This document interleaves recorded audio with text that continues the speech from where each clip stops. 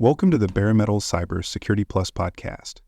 This series helps you prepare for the CompTIA Security Plus exam with focused explanations and practical context. For a companion study guide, check out the Achieve CompTIA Security Plus 701 Exam Success by Dr. Jason Edwards. It is the most concise and complete Security Plus guide on the market, built for busy professionals who want to pass the exam fast and on their first try. You can find this book and others at cyberauthor.me. In cybersecurity, relationships with vendors, service providers, and partners are governed not only by trust, but by formal agreements. These agreements define the responsibilities, expectations, and rules that shape how each party interacts.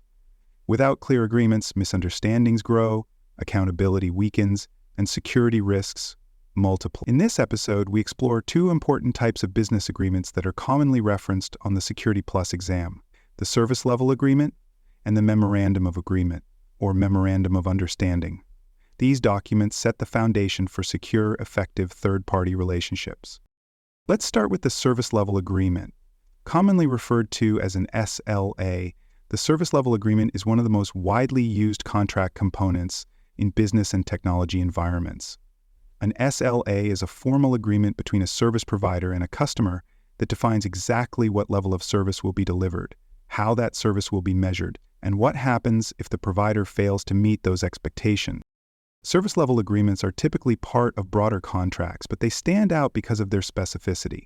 A good SLA spells out details like system availability, response times, issue resolution times, and support hours. It may also define performance metrics such as transaction speeds, error rates, or backup frequency. Most importantly, it explains what actions will be taken if the provider falls short, such as service credits, escalation procedures, or termination rights. Let's walk through a practical example. A mid-size e-commerce company signs a hosting contract with a cloud provider. The service level agreement specifies that the hosting platform will maintain 99.9% uptime each month. That translates to about 43 minutes of allowable downtime. The SLA also states that critical issues must receive a support response within 15 minutes and major incidents must be resolved within 2 hours. If these targets are missed, the provider must offer service credits equal to a percentage of that month's bill. This agreement provides the customer with confidence, recourse, and visibility, and it gives the provider a clear operational target. SLA enforcement is not just about penalties, it's also about performance monitoring. Organizations should track metrics related to their vendors to ensure that service levels are being met. Some teams create dashboards or generate monthly reports that compare actual uptime, response times, or ticket closure rates against the agreed-upon standards. These metrics form the basis for performance reviews, contract renewals, and, if necessary, dispute resolution. Effective SLAs also define responsibilities on both sides. While the provider agrees to meet certain service levels, the customer may also have obligations, such as reporting issues in a timely manner, maintaining access credentials, or staying current on payments. A one-sided SLA can lead to disputes, so both parties should understand and accept their responsibilities. Now let's look at a real-world example. A university enters into an agreement with an external email filtering service. The service level agreement specifies that the service will block 98% of known spam and malware and provide real-time reporting to administrators. Within the first month, university staff noticed that dozens of phishing emails are bypassing the filter. After reviewing the logs and comparing them to the SLA, they determined that the vendor is only blocking about 89% of threats. Because the metrics fall below the agreed-upon level, the university triggers the SLA's escalation process. The vendor responds by upgrading the organization's filters and applying customized rules. The enforcement of the SLA leads to improved service and a renewed focus on accountability. Now let's shift to two related documents: the Memorandum of Agreement and the Memorandum of Understanding. While these sound similar and are sometimes used interchangeably, they serve different purposes in establishing relationships between parties. A Memorandum of Agreement is a formal, legally binding document that defines the specific roles, responsibilities, and commitments of each party in a joint effort. It typically outlines what each side will contribute, what outcomes are expected, and how disputes will be handled.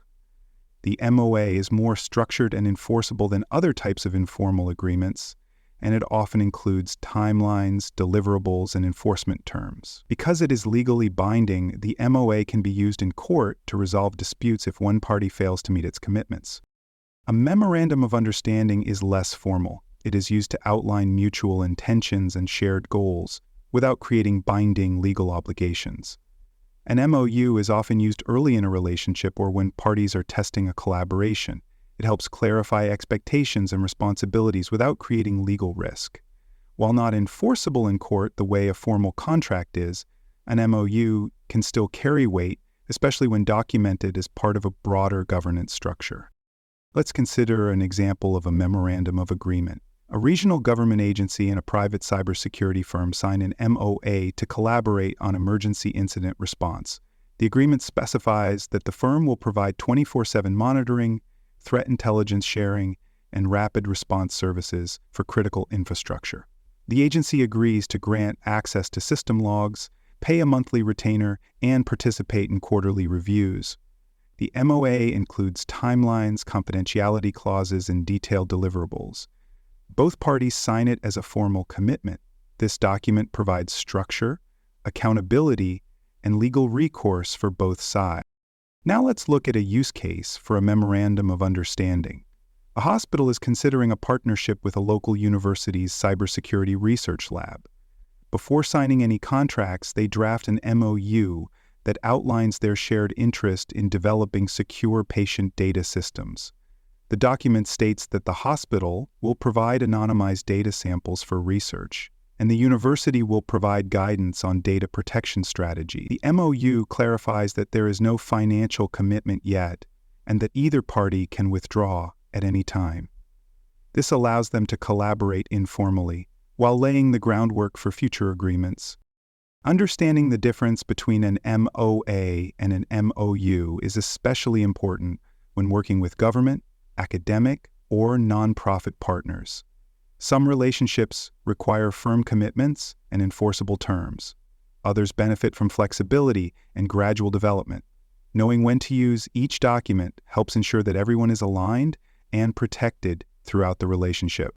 From a Security Plus exam perspective, you may see questions that describe a scenario and ask you to identify which agreement type applies.